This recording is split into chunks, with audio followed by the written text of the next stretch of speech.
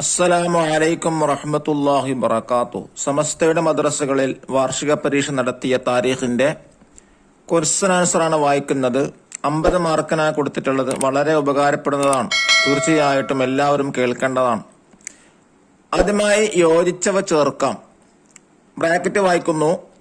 Sham അബവാ ബക്കത്ത ജുർഹും, വലിയ നിഅമത്തുകൾ ഉണ്ടായി ഖുവൈലിദ്. ഈ ബ്രാക്കറ്റിനടുത്ത് ശരിയാത് പൂരിപ്പിക്കാം. അതിലൊന്ന്, നബി സല്ലല്ലാഹു അലൈഹി വസല്ലമ തങ്ങളെ ഏറ്റെടുത്ത ശേഷം ഹലീമ ബീവിക്ക് വലിയ നിഅമത്തുകൾ ഉണ്ടായി. 2, ഇസ്മായിൽ അലൈഹിസ്സലാം വിവാഹം കഴിച്ച ഗോത്രം ജുർഹും. 3, മക്കയുടെ ഉപനാമം ബക്ക.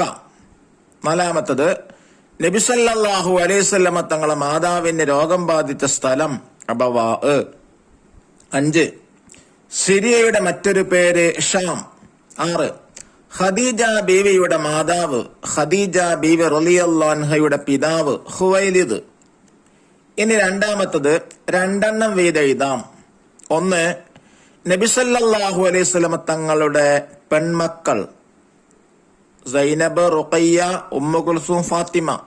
ഇതിൽ നിന്ന് 4 എഴുതിയിട്ടുണ്ട്, 2 എഴുതിയാൽ മതി.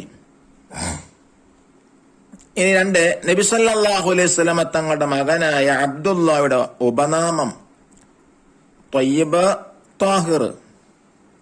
3, ചെറുപ്പം മുതലേ നബി സല്ലല്ലാഹു അലൈഹി വസല്ലം തങ്ങൾ വിട്ടുനിന്നിരുന്ന കാര്യങ്ങൾ. 1, അക്രമം, അനീതി. 2, ബിംബാരാധന. ഇതിന് 2 എഴുതിയാൽ മതി.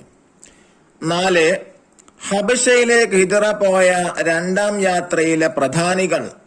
1, ഉസ്മാൻ ഇബ്നു അഫ്ഫാൻ, അബ്ദുറഹ്മാൻ ഇബ്നു ഔഫ്, സുബൈർ ഇബ്നു അവ്വാം റളിയല്ലാഹു അൻഹും. ഇനി 3 വ്യക്തമാക്കാം. 1ാമത്തെ ചോദ്യം, ഹംസ റളിയല്ലാഹു അൻഹു ഇസ്ലാം മതം സ്വീകരിച്ച വർഷം നബുവത്തിന്റെ 2ാം വർഷം.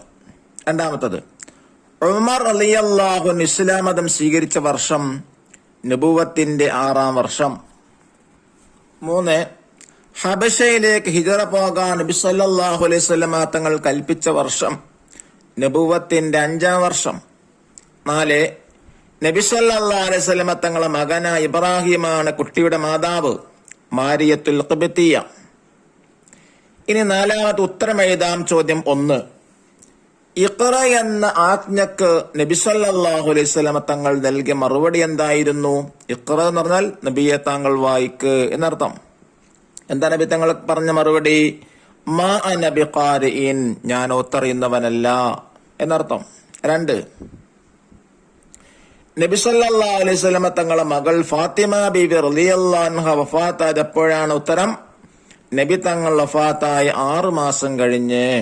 3ാമത്തെ ചോദ്യം, ഖദീജ ബീവി റളിയല്ലാഹു അൻഹ ത്വാഹിറ എന്ന പേരിൽ അറിയപ്പെടാൻ കാരണമെന്ത്? ഉത്തരം, വിശുദ്ധി കാരണം.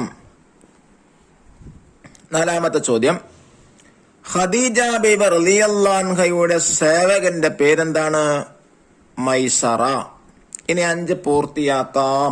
അതിലൊന്ന്, നബി സല്ലല്ലാഹു അലൈഹി വസല്ലമ ജബലന്നൂരിലെ ഹിറാ ഗുഹയിലായിരിക്കെ ജിബ്രീൽ അലൈഹിസ്സലാം വഹ്യുമായി പ്രത്യക്ഷപ്പെട്ടു. 2, പൂർവവേദങ്ങൾ പഠിച്ച പണ്ഡിതനായിരുന്നു വറഖത്ത് ഇബ്നു നൗഫൽ. 3, ഖദീജ ബീവി റളിയല്ലാഹു അൻഹ വഫാത്താകുന്നത് വരെ നബി സല്ലല്ലാഹു അലൈഹി വസല്ലം തങ്ങൾ മറ്റൊരു വിവാഹം ചെയ്തിട്ടില്ല.